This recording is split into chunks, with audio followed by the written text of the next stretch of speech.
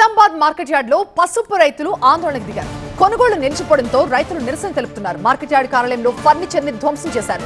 వెంటనే కొనుగోళ్లు ప్రారంభించాలంటూ డిమాండ్ చేశారు. నిజామాబాద్ పసుపు మార్కెట్ యార్డ్ లో కార్యాలయంలో ఫర్నిచర్ ని ధ్వంసం చేసిన దృశ్యాలు మనం చూస్తున్నాం. కొనుగోళ్లు నిలిచిపోవడంతో రైతులు ఆగ్రహాన్ని వ్యక్తం చేస్తున్నారు. మార్కెట్ యార్డ్ లో ఉన్న ఫర్నిచర్ ని ధ్వంసం చేశారు.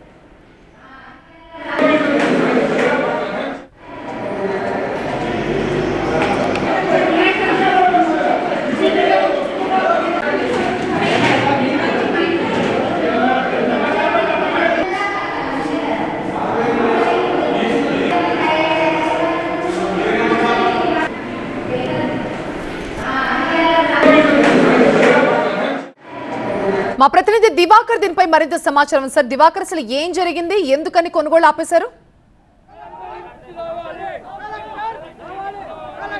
మనం చూడవచ్చు పసుపు మార్కెట్ యార్డ్ నుంచి వందలాదిగా రైతులు రోడ్ ఎక్కుతున్నారు. ఇది రెండవసారి ఈ సీజన్లో పసుపు రైతులు ఆందోళనకు దిగడం ఇది రెండవసారి. చూడవచ్చు పోలీసులు వారిని అడ్డుకునే ప్రయత్నం చేస్తున్నారు. ప్రధానంగా రెండు సమస్యలు చెప్తున్నారు రైతులు. ఆన్లైన్లో అంటే పసుపు కొనుగోలులో ఆలస్యం జరుగుతుంది.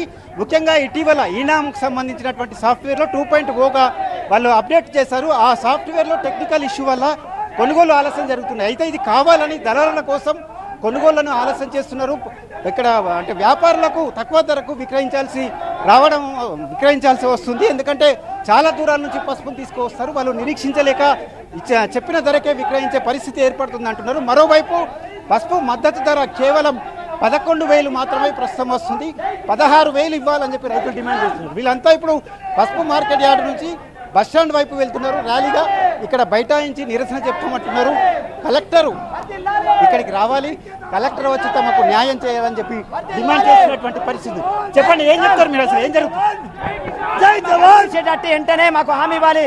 కలెక్టర్ గారు వచ్చి మీకు 2.0 అమలు చేస్తున్నాం, సాంకేతిక లేకుండా ఇస్తాం, ఆన్లైన్లో బిల్డింగ్ చేస్తామని మాకు హామీ వచ్చేస్తే ఎక్కడికి వెళ్తున్నారు మీరు, ఏం చెప్తారు? సార్ ఇక్కడ రాస్తారోకో ధర్నా చేయాలని నిర్ణయించుకున్నాం. ఇక్కడ రైతులందరం కలెక్టర్ వచ్చేంత వరకు ఇక్కడనే వేచి ఉంటాం. కలెక్టర్ రావాలి సార్ మాకు ఎక్కడికి. ఇది మొత్తం మీద పసుపు సీజన్ ప్రారంభమైనప్పటి నుంచి రైతులు ఆందోళనకు ఇది రెండవసారి దిగడం. ఖచ్చితంగా తమ రెండు డిమాండ్లను పరిష్కరించాలి. కలెక్టర్ వచ్చే వరకు మేము ఆందోళన విరమించేది లేదంటున్నారు. అక్కడ పసుపు మార్కెట్ కార్యాలయంపై దాడి చేశారు. ప్రస్తుతం చూడొచ్చు, ప్రధాన రహదారికి చేరుకున్నారు. ఇక్కడ బయట ఇస్తారు, ఇక్కడ కూడా ఆందోళన కొనసాగిస్తామని రైతులు చెప్తున్నటువంటి పరిస్థితి. కలెక్టర్